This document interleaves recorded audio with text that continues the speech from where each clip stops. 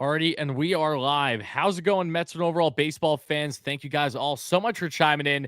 No, this is not a post-game show, even though I'm pretty sure the Mets spring training game with Kodai Senga on the bump hasn't concluded just yet. Senga's final line today was 3 innings of only 3 hit ball, 1 earned run.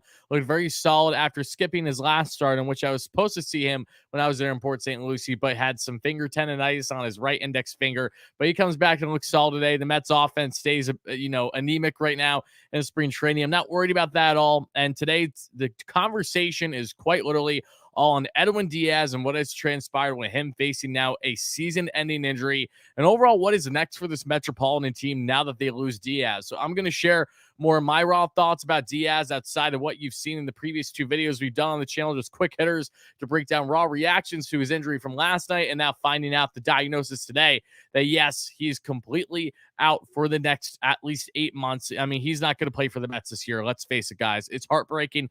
Don't get me wrong, and by no means am I excited or looking forward to this conversation. However, it needs to be discussed because now we need to talk about, one, just our overall thoughts and feelings. I want to see it in the live chat for people watching on replay. Let me know in the comments below. Whatever you're feeling, whether, you're feeling still fairly optimistic, whether you feel that the sky's falling, that, the Mets season is already done before it began. No matter how you're feeling, I definitely want to know. So make sure to let me know in the live chat. It's greatly appreciated. People in the comments below, same things apply for you guys on replay. And I of course, have to let you all know that today's show is brought to you by BetOnline. BetOnline is your number one source for all your sports betting needs. So make sure you head over to betonline.ag using promo code Bleav at BLEAV. That way you get yourself a 50% off welcome bonus. BetOnline, it's where the games begin, folks. Let's officially let the show begin. How's it going? Shout out to my man Richie at Jets Media. Make sure to check him out, Jets fans, especially if you're a diehard Jets fan riding the wave of Aaron Rodgers, just waiting for pen and paper. He's your guy. Make sure to check him out. How's it going, Sprite? Great member on the channel. How's it going, all my OGs in the live chat? Patty, thank you so much for the new membership. I really appreciate that. Happy to have you in here.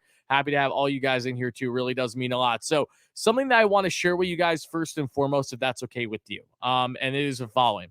There's been a lot of talk going on over the past 12 to 24 hours now since Diaz's injury regarding personal feelings about the World Baseball Classic. And I'm going to just tell everyone right now, that is not what today's discussion is going to be about. I see a lot of crybabies on social media right now that think that, what they say goes, what they're feeling, it trumps all it means most, regardless on if they're in favor of the WBC, if they're against the WBC. We're not doing any of that nonsense here. So if you want all that back and forth banter on what's right and what isn't, go ahead, go on Twitter, go do your thing. This is not the place. What we're focusing on today is pretty much grieving that we lost the all-star closer, the best closer in baseball for the year, and now trying to figure out, okay, how can the Mets salvage this to the best of their abilities? Again, it's not going to be easy. They're not going to be able to replace Edwin at absolute best. There's no chance. It's just a matter of making sure that they can at least do their best to have a valiant effort there at the closer position, so that way that their season doesn't go completely kaput when it comes to the bullpen and the back end of it. So again, one more time, I know that everyone emotions are riding high, including myself, but I'm not sitting here to complain about how things should or shouldn't be, because the reality is, and I know it might come as a mind-blowing thing to you all, nothing's going to change. For people that are so against the WBC right now, and trust me, I understand those emotions, nothing's going to change. It's going to be back in 3 or 4 years when the next time comes around. And if you're for it and you're defending it, that's okay, great. But also realize that everyone's entitled to their opinion. So both ways go. All I know is that it's not going anywhere. So you can get upset about players and things like that all you want. And maybe we will see contracts in the future potentially having clauses saying that, hey, we're only signing you to a long-term deal if you don't play for the WBC. I don't even know if that's legal. I don't know if that's allowed. All I'm saying is that I'm not getting involved in these arguments because they're petty, they're stupid, and they change absolutely nothing. So on that front, now let's get into exactly the raw emotions, right? We see here in the live stream, a lot of you guys are not doing too hot. Neither am I. I mean, look, Edwin Diaz just signed a $100 million effing deal with the Mets, and now he's out. Okay, I get Mets fans already asking me, can they void out that contract? I would assume no. Is it a possibility? Maybe. Do I expect the Mets to do it? No, I do not. And for Edwin, I just cannot emphasize how much I feel for him. And it's kind of funny. And you guys, again, if you guys feel different, that's fine. Let me know in the chat. I understand it. But for me, it's funny how apparently we're not allowed to show sympathy for an athlete just because he's on a $100 million deal. Like, I'm sorry. Did they not start from nothing? Like, it's almost like he worked himself to get to that point. It's not like he was just an inherited 100 millionaire as soon as he was born. So I don't understand why I'm not apparently allowed to show sympathy now for an athlete when you know he's a diehard, you know he loves being a Met, and he signed a long-term deal with the Mets right as the season ended for an effing reason. So for all those fans as well that says, I can't show sympathy for an athlete, I don't know what the hell you're talking about, but that is not the way that I go about my way of life. And I think it's a sad way to go. Everyone starts from something. Okay. So I feel for Edwin. I'm sure his emotions are through the effing roof right now, him and his family. Let's not act like they're just robots and that they're indifferent to emotions simply because they have a bigger pocketbook than I do. Like, that's not how life works. So it's kind of sad that there are a lot of people that actually have that type of viewpoint. I'm not one of them, but it is unfortunate. So that being said, we know that Edwin's going through these emotions right now. You saw his brother Alexis, who will be a key part of the discussion today as a potential external option for the bullpen. Should they go down that route? Because the Mets have shown interest in him leading up to last year's trade deadline. High asking price then certainly will be now. Is it possible? Yes. Is it likely? Not too sure. That's what we're going to get into. But what I can tell you is that this is now a Mets team that just lost their all-star closer. All of its Mets fans are clearly in grief. We're going through the emotions as we speak, as am I. It still doesn't feel, it does not feel real that I'm not going to hear the trumpets at all this year. Like, that absolutely effing sucks. I'm not only pissed off about it, I'm really disheartened. I'm upset about it as a fan.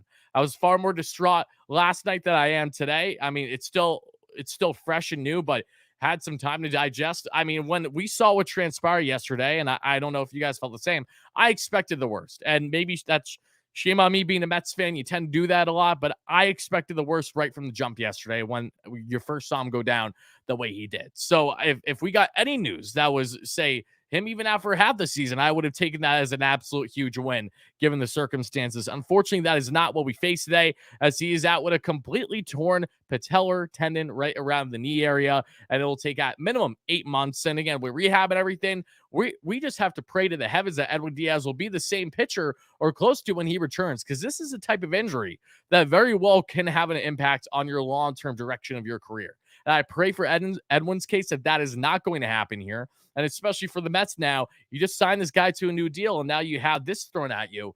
It changes the dynamic. It changes everything now for how we go about this Mets team. So for people in the live chat, I have a poll up. Please make sure to check it out. I want you guys to answer, and I'll look over it in the next 10, 15 minutes on wanting to know your opinion on what you believe the Mets should do. Should they stay internal when it comes to their closer role? Should they go external, make a big move right away? Should they wait to do a big move for around the trade deadline? Or should they do a low-risk, high-reward move sooner than later? Because there are some relievers still out there that can help add depth. Are they Edwin Diaz? No, they're a shell of them, but it's still something that's better than nothing. So whatever your personal opinion is, I definitely want to see that in live chat in the poll that we have going, rather. And again, appreciate everyone chiming in. Would really mean a lot if you guys smash that like and subscribe button. Not going to harp on much. So again, I'm just grateful to have you all in here as we're going through this therapy session for us Mets fans, rather, that, our stud closer, the face of this franchise in a lot of ways, is not going to be a New York Met for the entirety of the year. He's a New York Met, I should say, but, he's not going to be anything more than in the clubhouse. And I know that's going to be a lot for him. So I do want to start, for instance, by discussing how the Mets dealing with significant injuries. Anyone surprised by this? No, we're not. A lot of people are saying that, Mets are going to Met. I disagree with that notion. This was an injury that is so interesting to me, because by doing quick homework on this specific injury, this can happen by hopping, by jumping. And there is actually a very solid chance that the injury that Diaz suffered today is something that could have inevitably happened soon into the season. It seems like that there were already some wear and tear going on in that area. Because again, from just the quick Google searches that I personally did my due diligence on, this is something where it's not shocking that it happens after there's already been a buildup for it. This is not an injury, at least from what we're seeing right now, where it truly came out of nowhere, where he was perfectly healthy in that knee area, and then bam. It seems like that this was almost a ticking time bomb. It was just a matter of when it was going to happen. When was he going to hop around and celebrate, right? That very well could have been a dominant save early into the season happen. So we don't know for certain. But what I do know is that it does feel like this was an injury that was going to be inevitable or close to inevitable if it was not viewed upon prior to, say, him complaining about some knee pain before it, say, became that true ticking time bomb and it bursted. So again, it's beyond unfortunate. It's heartbreaking, but a part of me does feel like that this was kind of going to happen at some point, regardless on if it was during the World Baseball Classic, during spring training, or during the start of the season, just based on this specific injury. It's not the exact same as a torn ACL or anything of that nature. And it's a complete tear. It's not like it's a partial tear either. That's the other bummer about this too. If it was, say, partially torn, or a mild strain in the area, then he would be out 6 months. You're hoping to have him back at least for the final couple months of the year. That isn't the case here. And Patty said, my sister did it dancing. See, that's nuts. Granted, I understand that there's a different dynamic from your sister versus, someone that's an athlete of Diaz. Not denouncing your sister at all. I'm just saying, like, even with those situations being different, it is kind of bizarre, right? You said she was just dancing, Patty, and NYC, great new member here, and that happened to her. And now we see the same shit happening to Diaz, as he was essentially dancing, just hopping around, celebrating. I hurt my patella a long time ago. Yeah. It's unfortunate. It's so hard to garner and grasp, other opinions about it, besides the fact that I'm gutted that this happened. Guy was just literally jumping up and down. He would have gone injured doing anything. My point exactly. That is the biggest thing. If this was a situation where if Diaz was jumping in that huddle and you saw a player come in and accidentally cleat his Achilles or whatever, and there's a tear, that's a different discussion. But from all that we've seen and heard, that is not the case here, which again, and this will be the last time I reiterate this, why I believe that this was pretty much inevitably going to happen one way or the other. It sucks. It's absolutely terrible. I'm beyond bothered by it, but it is what it is now. So with that being said, now that you just lost Edwin Diaz, the stud that he is, as much as we love this man, everyone in the live chat, I want to know your opinion. What do you think the Mets should do now with their closer role? Because there are various options that they can go about this. And Buck Showalter said today, I mean, no one should be surprised by this, that the following that, yes, we have options. Yeah, the Mets do. Internally, it's led by Adam Ottavino and David Robertson. David Robertson could end up being a massive acquisition for the Mets, viewed that way from the beginning on that 1 year, $10 million deal.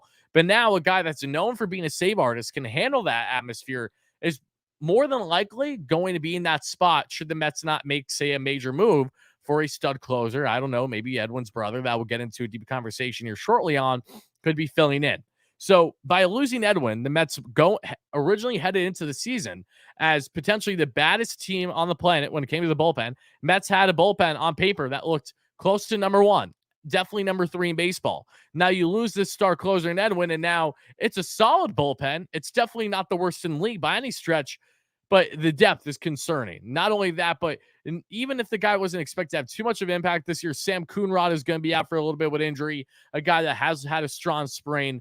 I mean, there's multiple arms. Brooks Raley is expected to start the season okay, but he suffered a hammy injury, just kind of gained, his reps in for Team USA before he even really started with them. So you see the pitching already taking a hit. That isn't what we just saw in the rotation with Jose Quintana the other day. And of course, the day I bet Quintana over the weekend, we find out a couple of days later that, yes, he's going to be out minimum 3 months and has a lesion, which is beyond scary. Thankfully, the Mets found that, and it's a blessing in disguise. I said that before, not to get on a rant or a tangent rather about Quintana, but it's a blessing in disguise that he had that stress fracture in his rib, because if that didn't happen, they wouldn't have found out about his benign lesion there. So he's getting surgery, if not already, and getting that all fixed up, which is awesome. Quintana will probably be back for the final couple months of the year. It sucks losing that rotation piece for sure, but at least the Mets do have some young upside depth there, and McGill and Peterson. The bullpen's where it's a little bit trickier though, because when you can't replace someone like Edwin for a closer role. It's different than even Jacob deGrom last year when he was hurt, because the Mets were a 100-win team pretty much without Jake. You could, like, Jake contributed a handful of wins onto what the Mets did last season. So you can make the argument that losing a star like Jake in a rotation isn't as impactful as Edwin, because very few guys are able to do what Edwin can do. I mean, Jake, even when he came back, wasn't unhittable. Edwin was pretty much effing unhittable last year. I mean, there's a reason why he got a record-breaking deal, and he's been durable in his career. I mean, the guy, when the Mets first acquired him, was a shell of what he was in Seattle initially, where he had his 60-save season back in, 2017, 2018. And then he comes to the Mets. He's god-awful his first year. 2020, solid short season. 2021, getting better. And 2022 is arguably his best season of his career, aside from what he did in Seattle. So there's a difference here in how you can view this for this bullpen now. It's not as easy, you can argue for sure, because as solid as Robertson is, and thankfully the Mets have him, This is a situation where, I think we're going to see, unfortunately, quite a bit more blown saves than last year. Doesn't take a rocket scientist to figure that one out. Edwin was so important and pivotal to this Mets team. The guy was viewed as a borderline Cy Young candidate because how effective he was and the amount of innings that he's pitched. His K per nine was through the effing roof last year. I cannot say enough good things about Edwin. You guys are telling me to check out tweets. I'll do that right now. Let's see if there's any key updates. Someone said check Michael Mayer. I'll check Michael, and then I'll check Tim. Also, I met Michael Mayer. I met Tim Healy, and I ran into Anthony DeComo again at Port St. Lucie. Very nice people. It was cool to run into them. Okay, let's see. He's expected to begin formal rehab program in about a week. Diaz had a successful surgery today. Good. Again, it's gonna be a year long, unfortunately, for Edwin. But I'm happy that he had the surgery today, and now it's about the baby steps going forward. And yeah, someone says I'm pissed. I'm pissed too. You think I'm not pissed? My all-star closer's out for the year now, but I'm not going to sit here and be pissed in a selfish manner. I'm pissed and I'm disheartened by this overall. I feel for Edwin. I do. I feel for all Mets fans that are grieving right now because I too am in that same type of realm. And I think that this is a nice way doing this type of show, especially chopping up with you guys to kind of, just put in the air our raw thoughts. I wasn't able to last night because emotions were ahead of me and I didn't want to assume the worst when we didn't have a diagnosis. But now that we have, I assume the worst, but I didn't want to state that it was automatically the worst over and over again in a stream last night when we didn't have an official diagnosis. So now that we have that today, we're able to talk about that. Right knee surgery is awful for a pitch. Yeah, it's not good. I would be lying if I said that I'm not concerned for Edwin Diaz's long-term career projection. I really am. That entire contract has me concerned on how effective it's going to be or not. Because again, it's a big wild card. We don't know right now. Let's see here. Sprite, thank you for the donation. Sprite says, thinking of it this way, my heart hurts for Diaz. Last spring training and last season for a start, deGrom was hurt and then Mad Max. McGill stepped up in a huge way. The boys will do it again. The team does not give up. I agree the team doesn't give up for sure. And again, the Mets are going to do their best to combat this. It's not going to be pretty and it's not going to be perfect by any stretch, but they're going to give their valiant effort because that's all they can do. The Mets are still one of the better teams of baseball, even after losing Edwin. But holy guacamole, does the perspective of this changed quite a bit after losing him. Let's see. Now let's get into guys. Let's talk for a minute. And Jacob, appreciate the kind words to you. I Bleav absolutely. Cohen's curse. No, Cohen isn't Kurtz. That's just nonsense. And again, we're going to get nonsense in the chat. That's always going to happen. But let's go to the poll here quick. Let's see how you're feeling so far, guys. Then we'll go from there. And we're 60 likes away from 100 already. Thank you, guys. Continue smashing that like and subscribe on. It's greatly appreciated. Let's see here. Let's see. Okay. What do you Mets fans want to do at closer out of over 200 votes? 28% of you guys say stay internal. 29%, a 1% lead right now, says seek a big move now. 21% says make a big move at trade deadline. And 22% says do a low risk, high reward move now. So it's a pretty split with this poll. And these are all these are all valid options. And I understand the perspectives with all of them. There's not like one where I'm like, oh my goodness, it must be this way. So let's start off with this simple stuff, staying internal. David Robertson, again, can command that role. How effective can he be and for how durable can he be is a good question. Because by having Robertson in that closer role or him and Ottavino kind of taking turns in that spot, you risk the overall depth of your pen in doing so, right? And the Mets do have depth, especially like they did really solid with a lot of their acquisitions in the offseason for guys, with options that would be in the minor leagues trying to crack the bullpen. There was plenty of relievers that are standing out to me this spring for sure. Number one guy to me still is John Curtis. Really, really like UMC there. Sam Coonrod looked great up until his injury. Jimmy Yacobonis has been solid, to name a few. Jeff Brigham's solid. They have arms. They have the depth, but now it's about that quality when you get to that back end, what you're going to use in those high leverage situations. So Diaz and Ottavino, not Diaz, unfortunately. Ottavino and Robertson are guys that I have plenty of trust in. I love Adam Ottavino. I feel like I've been one of the biggest Adam Ottavino fans since he signed with the Mets over a year ago. And Robertson, too, was a big fan of his last year, was killing it with the Cubs and got traded to the Phillies and was solid for them, too. I mean, those are guys that definitely know how to play and playoff baseball and can be effective. So, thankfully, the Mets are not in nearly as bad of a situation internally as this could have been if they didn't make the type of offseason acquisitions that they already had planned. But having said that, if one of these guys goes down in a Robertson Ottavino, I mean, then you're really in trouble. So the Mets right now on paper are not in a worst case scenario off the rip, but and you can argue this for the rotation too. All it takes is one more injury, and then we're really getting that dicey area, and that is where the arguments come with. Okay, the Mets need to go ahead and they need to do something external, which I understand. Now, for me, if you're asking for my personal opinion, as much as I would love for the New York Mets to go out and make a big acquisition, go out and make a guy, get a guy, controllable guy. We all know who it is based on the thumbnail, right? I would love him.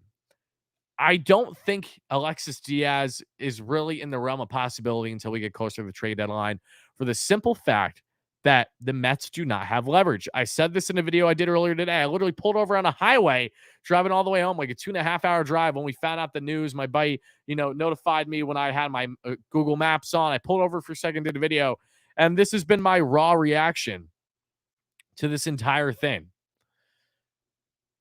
Alexis Diaz, who according to Andy Martino, as much as I might not be a fan of Andy, he's not lying about this, says that Edwin is already advocating for his brother to be sought after by the Mets. As we know, the Mets did go out of their way to really pursue him leading up to the trade deadline last year, but the guy at the time had 4 minor league options, a lot of team control for like 5 years, so they didn't do it. Now, Alexis Diaz, again, isn't a free agent until 2028. Is coming off a phenomenal season, which we'll get to his numbers shortly. Has 3 minor league options left, exactly what the Mets would be looking for. He is pretty much the perfect Edwin Diaz replacement, and he has such a similar arsenal and release point to Edwin. It's crazy how similar they are, and they're not even twin brothers. They're just brothers. That's it. A couple years apart. Edwin is the older one. So Diaz would be fantastic of an acquisition, but with the Mets not having leverage right now, this is exactly why I don't see them going out and doing something big prior to the season beginning. Am I saying it's impossible? No, not at all. The Mets can definitely surprise me because they have plenty of times in the past. Billy Apple and the Mets, they'll evaluate all internal, external options imaginable, and they'll come to a conclusion on what they view as best for the team. But in my humble opinion right now, I think that if they do a player acquisition, it's not going to be as flashy of a name as what you'd expect. I do think it would be someone, if it's going to be anyone relatively soon, could be a Zach Britton type, a guy that is familiar with high leverage situations, is a shell of what he once was, but has that rapport and familiarity with Buck Showalter during their time in Baltimore, aside from not being utilized in the biggest game in 2016 playoffs. But we're not going to acknowledge that. And he did a showcase again today. The Mets were in attendance for like his live BP and workout. There were around 8 teams. The Mets were in attendance for his previous one. No team picked him up. I'm sure the velo's down with Brennan too. He's not a guy I really wanted in high leverage situations, but you can never have enough depth. It's a low risk, high reward type flyer. And I was in favor of taking that flyer on Britton prior to the Diaz news. So the Diaz news doesn't really impact my viewpoint on Britton. I've always been in favor of at least taking a flyer on the guy. And if he's solid, great. Then you have another lefty to work with in the pen. And more non-leverage situations, while Rayleigh can handle both non-leverage and high leverage situations, low leverage rather and high leverage. And that just be it. You can never have enough lefties because the Mets have been notorious for not having enough in recent years. So that I've always been appealed with. And if the Mets do a move, I would say don't be surprised if it's something along those lines right now. But when it comes to if they're going to do something bigger, if they do it either around the season beginning and paying a premium, which I don't see Billy Upper doing, let's be frank here, or leading up to the trade deadline, which I think is far more realistic, is, again, Alexis Diaz. You'd have to imagine it's towards the top of the list. He plays for a Cincinnati Reds team that isn't going anywhere. They're going to trade away all their young, promising assets when they're at peak value. Alexis Diaz is close to peak value right now, especially for a team that, say, has interest and is in need of a guy like him. And just to reiterate how good Alexis Diaz is in his rookie year last year, guys, in 63 innings pitched, he had a 32.5% K percentage, a 12.9% walk percentage, a 1.84 ERA, and a 3.32 whip for a 1 WAR, one's above replacement. So K per 9, 11.73. Walks per 9 was not great, 4.6. Reminds me a lot, however, of Robertson and Ottavino. That's something that could definitely be worked on and get better. And the big thing is that he's so young, too. I think Jeremy Hefner would do phenomenal if he gets his hands on the Diaz 2.0 here, the younger version at least. His expected ERA last season was 2.76. Just a really, really strong young reliever in the game of baseball that took the Reds and the MLB by storm. Truly, truly had himself a strong year. And when you look through his baseball savant numbers, if you look at expand on those, I mean, beautiful. The walk percentage is the only thing that isn't pretty. But if the Mets were able to get Adam Ottavino right from going from a 5 walks per 9 to a 2 last year, then I'd imagine that they can do the same with Alexis, who again is young and still developing plenty. Average exit velo for Alexis was 85 percentile. Hard hit percentage, 85 percentile. Expected ERA, 89 percentile. Expected batting average, 99 percentile. Expected slugging, 96 percentile. Barrel percentage, 44 percentile. K percentage, 93 percentile. Walk percentage, 5 percentile. That's the one bugaboo there. Whiff percentage, 97 percentile. Chase rate, 62 percentile. Fastball velocity, 81 percentile. Fastball spin, 100 percentile. And extension, 100 percentile. Lots to like about him. There's no denying that. Again, the only reason why I would not see the Mets landing him sooner than, say, the trade deadline, with the assumption that he is traded. And again, there are a lot of other young, controllable relievers that are out there that are appealing. We're just emphasizing Alexis today, not only because he's Edwin's brother, but because he really does check off the boxes for what the Mets could use right now, quite frankly. He's young, he's controllable, and he's just getting started. I mean, that's exactly what you want if you're the Mets right now after losing the best closer on the planet at the moment. So it's bizarre that's his brother. Don't get me wrong, but it doesn't change the fact that the guy's uber talented. So when you look at all those things, it tells you that yes, Alexis is definitely a guy that can hopefully come in and be that next, hopefully big thing, that closer for the Mets. He could be the future in the Mets too if they acquired him. I mean, maybe who knows what you're going to get from Edwin when he's back in a year from now from injury. You got to pray that the guy's going to be the same, but there's also a very strong, solid possibility, at least, that he is not the same, and that's heartbreaking. It really is, for a guy that, like Jacob deGrom, just lights out video game number type stuff that you're not going to see in day-to-day baseball unless they're going out there. I mean, they are one of ones in their own right. And not to get on a tangent or a rant about Jake, but we know Jake, when he's been at his best, is simply unhittable. I mean, the guy, you couldn't even compare someone like Jacob deGrom, but if you could by velo and slider alone, you think of Edwin Diaz. So now we're facing that same heartbreak again. Another flame-throwing, dominant pitcher for the Mets, so important and vital to this organization, is now, not going to be here for an extended period of time. So internally, I definitely understand and I see the options, and I think that is the likely scenario. And people are wondering what my personal opinions are on this. I expect the Mets to roll into the season with no acquisitions, but if they do, I don't think it'll be anything more than a Zach Britton-esque player. I mean, I saw someone in the live chat say Ken Giles, Will Smith. Those are all guys you could take a flyer on. Will Smith, not interested either. Zach Britton, I think the only real reason why I have interest in Britton is just because he has that rapport with Buck. And, if he's finally fully healthy for the first time in a while, maybe he could get a sliver of whatever he has left in the tank. Ken Giles is another one that's past, his prime. It's tough. You're at this point, you're getting washed guys or guys coming off of serious injuries, and you don't know what to expect. It's certainly going to be a gamble, low risk, high reward type thing. But that's really about it regarding what they could do that isn't a big splash, if you will. Then you get into, okay, well, there's a lot of relievers out there, right? There's guys that are affordable. There are guys that are multiple teams in control and are solid relievers, but, maybe it won't cost you an arm and a leg, because there's an abundance of those type of players.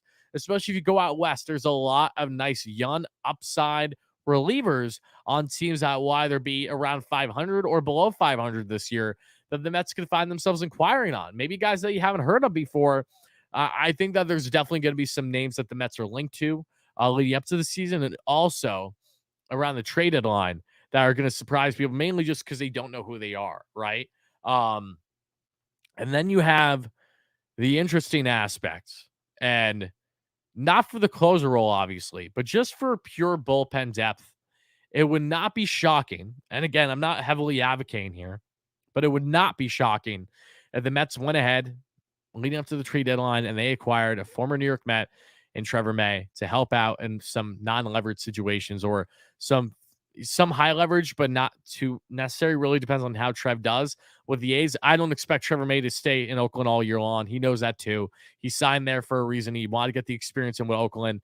Signed actually a good deal, like an impressive deal with them, given how the Oakland A's usually go about themselves. Even Shintaro Fujinami, another name, flamethrower coming over from the MPB. If he gets his walk rate down, will be another highly interested name leading up to the trade deadline. Both those guys I could see being linked to the Mets as well. And again, I'm not sitting here going crazy to advocate for Trevor May. I think what I'm just reiterating is that like no one should be surprised if these type of names come up in the fold down the road. Not now because they need to see how they perform throughout the first half of the season. But Fujinami is especially a name who I was a fan of in the offseason that I would have liked to see the Mets take a flyer on. Who, for those that don't know, he's around like 6'7", towering Japanese pitcher from the MPB, high strikeout rate, but similar to Senga, has just been inconsistent with his walk rate in his career. So it'll be interesting to see how he develops in the A's organization now this year. And if he does find himself thriving from the jump, could definitely be another name to consider leading up to the trade deadline.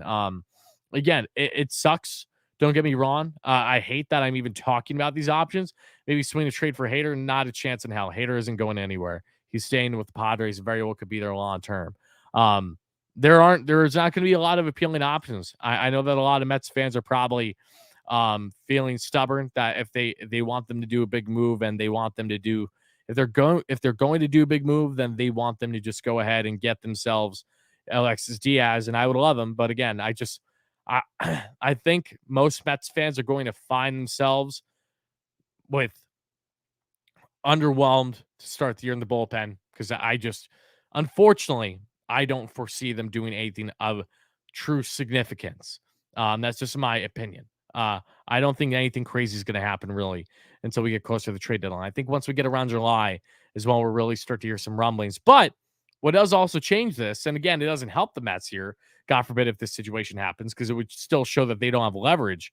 But if the Mets are in a situation where the first couple months of the year and they just can't handle the closer role, whoever they're throwing out there, Amon Robertson, Ottavino, Raley, every once in a blue moon, etc., and they just can't get the job done, then that's a situation where the Mets they might be forced. Their hand could be forced where they have no other choice but to go ahead and make an acquisition. You know, Omar says not impressed with Sugar's brothers. Seemed to have control issues last night. He has struggled with control, but he has electric stuff. And it's just about getting him right. And I would not put much stock of any stock for that matter in his performance in the WBC too. I think that's a silly thing to do on just like one inning. I mean, you got to look at the big picture here when evaluating these guys. That's for certain. But I do want to see where the poll's at before we go further in the live show. Again, I appreciate everyone in here to my 300 plus viewers. Make sure to continue smash that like and subscribe on Scott Barlow is another great name, but he's going to come at a premium.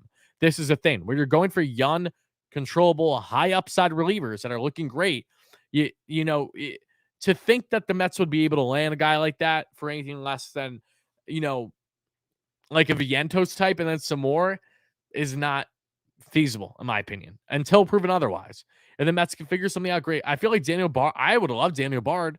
Daniel Bard was great. And in Colorado, no last year. He just signed a new deal with them, however. I don't know if he's going to go anywhere. Bard is such a crazy story for those that aren't aware. Was a coach for a little bit not too long ago in the major leagues and then went back to pitching. And he just had a phenomenal year as a reliever for the Rockies. I think he's, again, late 30s, 37, 38. So Robertson, Ottavino. So it doesn't help with the age aspect. And it doesn't help with the Mets probably wanting guys with options. But I also know that their viewpoint and their perspective on the bullpen has certainly changed since the Diaz injury, because you go from, okay, if we're going to add anyone to just a guy that, take a flyer on, still has a couple minor league options because we're going to need it, to now, okay, now if we're going to address it, we kind of need to do it to a certain significance.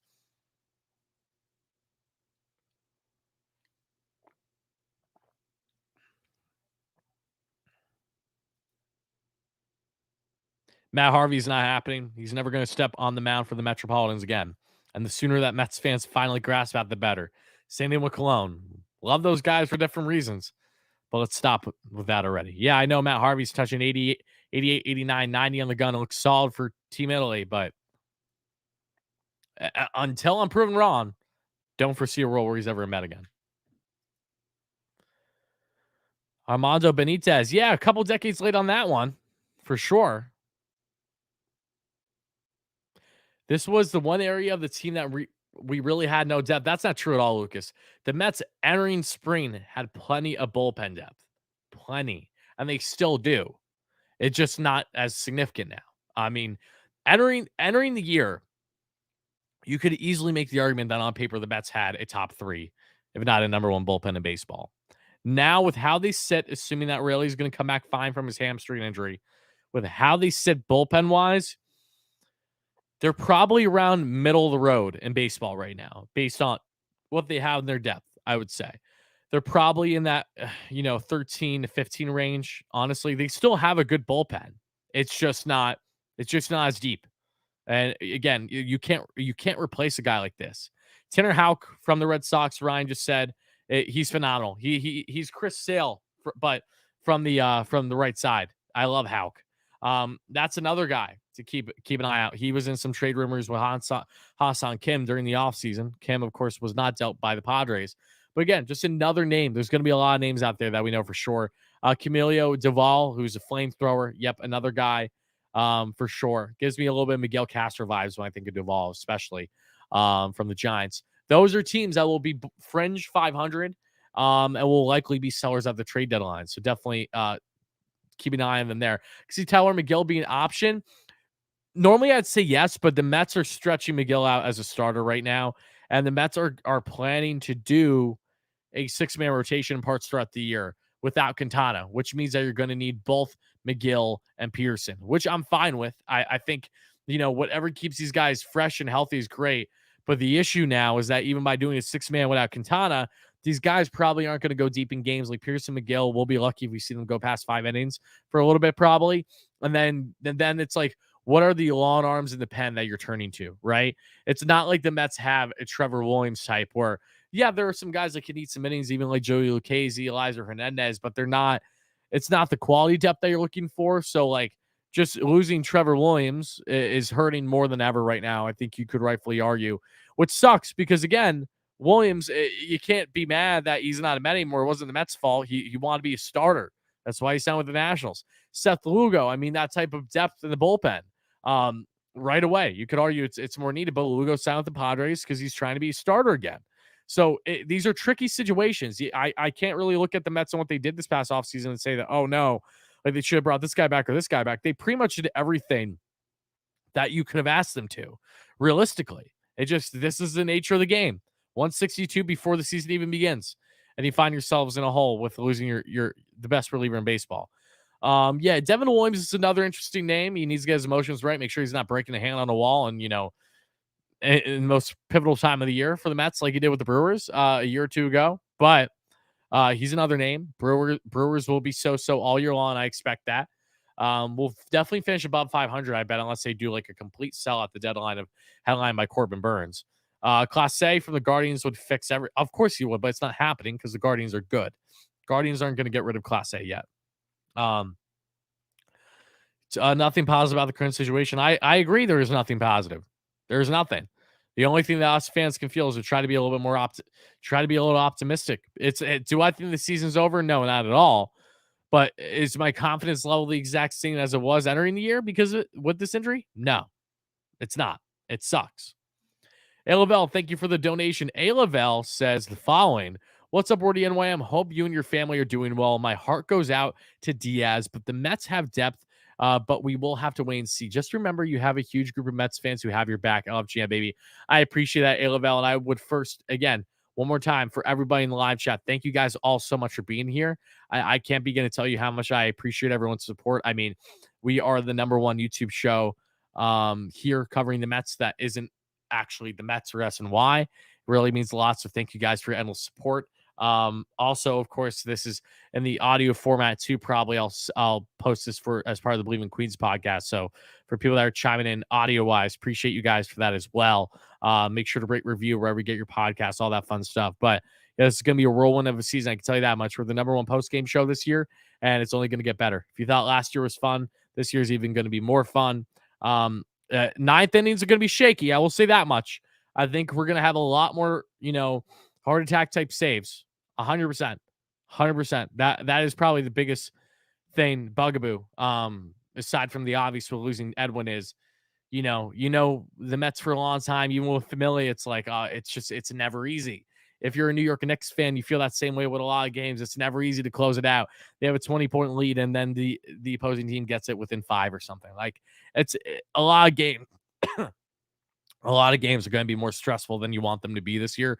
With losing Edwin, it sucks, and it's not good for our health. It sure as hell ain't good for me with the anxiety that I deal with. But we're going to get through this together, guys. Win or lose, ups and downs, we are going to be in here as a community, riding high and riding low, always, and that's just how it is.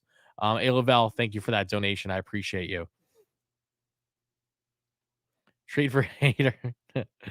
No hog. You're going to sign him to extension too, soon, I'm sure. Ed Flood, thank you for the donation. He says, this sucks, but honestly, even with Robertson, who in the East has a better closer than Robertson? This sucks, but we will be okay. We're just thinner now. That's I would, closer wise, I think Raiso Iglesias is going to be the best out of the NL East this year. If he provides more of what we saw with the Braves last year, then I think the Braves will have the number 1 closer. And Mets will probably be number 2. Phillies are a toss up. Corey Knebel ain't there, who the Mets cooked a lot last year. That's why he's not even signed to a team right now. They got Gregory Soto, who can definitely come in high leverage situations, but is erratic. Same thing with Jose Alvarado. They definitely got pieces there. And I'm blanking on his name. Oh, shoot. Is his last name Dominguez? Who was it, the Phillies, that really stepped up in the bullpen in playoffs? I'm blanking on the guy's name. Felix Bautista, Jorge Lopez. I would have loved one of those guys from the Orioles for sure. I was eyeing that entire Orioles bullpen last year, and you'd have to imagine that they'll probably do what they did last year. They'll trade one of those names again for sure. So that another team to keep an eye on leading up to the trade deadline, if not sooner. And I appreciate that donation, though. Sir Anthony. Yes, that's correct. Thank you. He's nice. Unfortunately, he's very nice. Get Rokai Sasaki. Yeah, he's not going to be available for a long time. But yeah, when he's eventually available in like 6, 7, 8 years from now, to be posted from the MPB, then we'll have that discussion. Sure. This is absolutely killing, season killing news. It's not season killing. It's heartbreaking, is what it is. The curse of the trumpets on. It's not a curse. That's nonsense. It would be a curse if Diaz last year was coming out to that song and was constantly, blowing saves. It wasn't a curse. It wasn't even like Edwin hurt himself trotting to the song. He effing blew his knee out celebrating after dominating the 9th against DR. If you guys watch that game, he was lights out because DR has been the biggest. I'm sorry. I don't mean this to offend any Dominicans because I know we have Dominican viewers. DR was the biggest frauds in the WBC, and Team USA could be right up that alley too with the way that they've been playing. I mean, they just beat Colombia 3-2. Like what are we doing here? But that's besides the point. I mean frauds because how deep they are and just not living up to expectations. Okay, JT. Understood. I need this one, Rangers, please. Yeah, me too. Chippy game if you're a Ranger fan watching against Penguins right now. But guys, this sucks. I mean, this flat out sucks. I cannot emphasize enough how much I hate having to talk about this right now. I really do. And there's the issue is that there's really not much that can be said or done right now. This is not something where it's like, externally, this is not an easy fix. Internally is how this is going to be addressed right now. That is the simple reality of it. But externally, I just, if they do a significant move externally leading into the year, I will be both surprised and happy. Do I want Alexis Diaz? Do I want that type of player? Absolutely. Who doesn't? Edwin Diaz posted on IG. I'll check it out for sure. And the Penguins just tie the game, Sidney Crosby. So if you're a Ranger fan, you're upset. If you're a Penguins fan, you're happy for hockey fans out there watching. Would you do Mauricio and maybe like a Vasile for Alexis or Bednar? Yeah, probably. Probably. Honestly, I love Mauricio, but either of those guys have a lot of team control. David Bednar from the Pirates is a dog, and I would prefer to give up a Vientos type honestly over Mauricio. Mauricio is just so much more athletic. Nothing personal against Marky V. I think he's going to hit a lot of home runs in his career if he goes as projected. But I would probably be more comfortable and interested with Vientos, honestly, than I would Mauricio right now, just with how they're looking at the moment. I know you might call me crazy for saying that, but Vientos is not a defensive upside anywhere. Mauricio, I think, can play solid defense wherever he's slotted, and he's just giving us more and more flashes of O'Neal Cruz, light. I had the privilege of seeing Mauricio in Port St. Lucie in person. I woke up ahead of team workouts at 10 in the morning. My final day there a couple days ago, got to watch Mauricio take BP. Took a lot of hacks from the right side because that's something that we haven't seen a lot of this spring, even though he actually did have a chopper-based single from the right side the other day. And I don't know if he played today or how he's doing. I'll check in a minute, honestly, on the score. But Mauricio's uber talented, like uber talented. We're not doing callers today, Max. I apologize, but we will definitely be doing plenty of callers, as we get closer into the season. And Montez Diaca, who's hurt right now for the Mets, will be reevaluated in a week. He's another flame-throwing name that will definitely bring production to this Mets team. I mean, the guy's disgusting. Just about getting that walk rates down. We know that for sure. No, the season is not over. That's nonsense. Edwin's season is over. Sucks.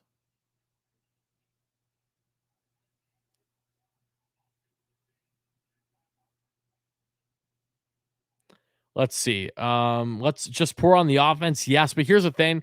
Even if the Mets go out, let's say if the Mets want to try to substitute and make up for Edwin's loss by doing a bigger offensive acquisition, that's great and all.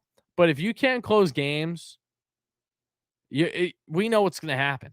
The 2019 Mets had a really fun electric offense in the second half of the season. Why did they not make playoffs? Because their bullpen was effing garbage and they didn't have enough rotation depth. Pitching will always be what is most important at the end of the day. Okay? A closer role is so damn important. So don't get me wrong. I'm down for more offense. I think we're going to have that a lot internally. Brett Beatty, I think, is going to crack this starting roster, and we'll go from there, potentially with some other kids. But you still need to try to shore up the overall depth of this pen. They have depth, but you've got to make sure that the closer role can be at least of significance, shored up to a degree. Tyler Mott just scored for the New York Rangers, too, for any Ranger fans that are interested. I'm not a Mets fan, but it's way too early to say the season's over unless your name is Sal. Yeah, that's fine. SR, thank you for the donation. He says, it sucks, but the season is over and the Mets are not done. We need to take a breath. A World Series isn't won or lost on one player. It takes the team. I think if there's one thing Mets fans can appreciate, it's the fact that their rivals, the Atlanta Braves, won an effing World Series without their star player and Ronald Acuna Jr. And with a bullpen that was completely lackluster up until playoffs. Once Howard Matzik using the sticky stuff and that spin rate, everyone knows it. So don't any Braves fans watching, you know what happened. I'm not here to argue or say that the World Series wasn't valid. It was. There are many guys were using sticky substance. Just begging to point here. You have Howard Matzik stepping up. You have Will Smith come out of nowhere and be effective for you, right? So they don't need to be the flashiest names to get the job done. We know that. And quite frankly, the Braves 2021 World Series championship is an example of that. You might not like to hear that, Mets fans, but it is. It really is. Things could be a lot worse for this team right now. I can say that much. And I wouldn't be shocked if there are points throughout the year where they are worse from an injury sense. This is karma. This isn't karma. The Mets have done nothing to deserve said karma. So that's bullshit. Where do you think all Mets should stop playing the WBC? Obviously, I would like them all wrapped in bubble wrap. I know that isn't going to happen though. So I don't have an opinion on it. I've thoroughly enjoyed watching the WBC. I was there in Miami for Venezuela versus Puerto Rico. Best baseball experience I've ever had as a fan. It trumps quite literally all Mets games I've been to. And I mean that in the sense of just the atmosphere was unprecedented. World Series-esque atmosphere, truly. No, it was loud the entire time. I loved every second of it. I know that there are a lot of people that want all Mets to withdraw from the WBC, but the reason why I'm just going to refrain from even making a comment about that is because it's not going to happen. So there's no point. It doesn't matter what my opinion is on that front because nothing's going to change. Might change in the future, might change with future contracts, might even change with the next contract between the MLB and the MLBPA comes out. But it's not changing now. So my opinion on that matter means effing nothing.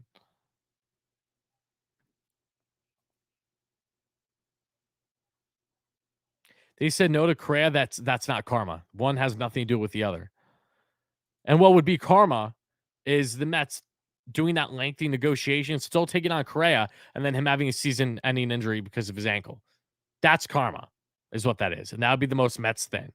So no, I think you're just getting ahead of yourself because your emotions are all over the place.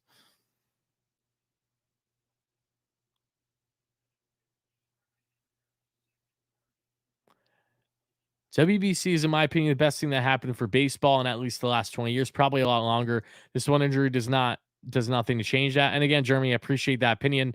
Great memory here. And again, trust me, I know a lot of you guys hate the WBC right now, and a lot of you guys still love it. Does quite frankly, it doesn't matter to me how you feel on that front. Any arguments to be had on that? Go ahead and be a big baby on social media, like I know some of you specific people are. You know who you are specifically. Some people know how to handle their emotions on that front more than others. I just know what I can control and what will change. And players playing the WBC is not changing anytime soon. So it's a simple. It's a losing argument from the beginning on that front. Once we see something change, then you have that argument, but ain't happening now.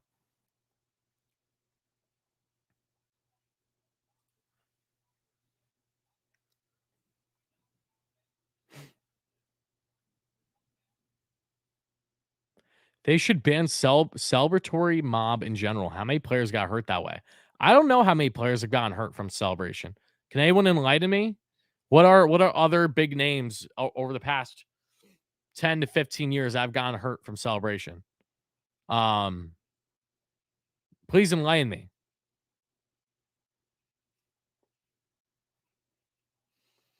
Specifically in baseball too. Because there is one guy that I'm thinking of that got hurt from. Oh, that's right. This is random. Shit. Why am I blinking on it? Johnny Walker, who was a brilliant UFC fighter, a couple of years ago. It was funny. I was watching the fight live. Got himself a nice win. I don't know if it was a TKO or a KO. And for his celebration, decided to go and do the worm on the mat of the octagon. And when he dropped down to do the worm, he dropped down so hard that he like broke his shoulder. So that is an example of celebrating and getting hurt. This was different because Diaz was just hopping around in a circle as his knee blew out. Kendrys Morales, yeah, that's a yep, that's a good example. That's true. That's like the only baseball player I could think of though in recent years. Do you think there's a chance we get Hater? No, there's no chance the Mets get Hater. What's Aroldis Chapman doing? Enjoying Kansas City because that's where he's staying for at least the first half of the season, and the second half will not be in Queens.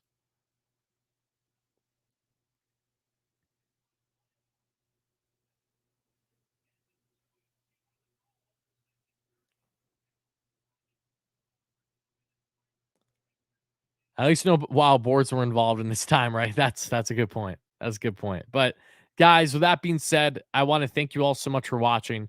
I'm gonna look at the poll one more time, then we're gonna get out of here. We're at 100 likes. Thank you so much for that too. I greatly appreciate it. Continue to smash those buttons, whether you're watching live or on a replay. Seek a big move now. 31% of you guys want that out of 400 votes. 27% of you guys say stay internal. 22% say make a big move at the trade deadline, and 20% of you say do a low risk, high reward move now. I really like the diversity in this too. That's really cool with the poll. It's not like that there's a true clear cut answer one way or the other. But guys, thank you so much for watching. This is where we're going to wrap things up. Just want to share raw thoughts, have everyone, kind of vent, do your thing here as we're in this Mets therapy session, while also looking ahead on what they're going to do for this role. Because I know that it's a fresh, it's all in the wound right now regarding Edwin. But the reality is he's out for the year now. Us as fans, we have to move on and now try to figure out what is going to be best for this team going forward, because that's exactly what the Mets are doing. So Rest assured, don't be surprised if we do more content on this front on how the Mets plan to address the closer role, especially. But for now, appreciate everyone chiming in. Love you guys all to death. Stay tuned for more great content per usual. We'll have live streams back up next week. Bleav in Queens podcast will be out probably next Tuesday again. That's aside from this one that you're listening on audio. And I will see you all then. I will go actually briefly, and then I'll get out of here. Just looking at the Mets. Mets lost today 3-0. I mean, the Mets offense has been putrid the past handful of days, spring training wise. The only hits today were from Tomas Nido and Mark Vientos, Cedrola, and Tamila Castro, because Castro is my fourth outfielder. Pitching, Senga, 3 innings of 1-run ball. Robertson, a clean inning. Eliza Hernandez getting cooked again because he is not an MLB caliber pitcher. Muckenhern with another clean inning. Yakubonis with another clean inning. And that is how we do her. Thank you guys so much for watching. Love you to death. As always, let's go Mets, baby. Talk to you guys later. Peace out.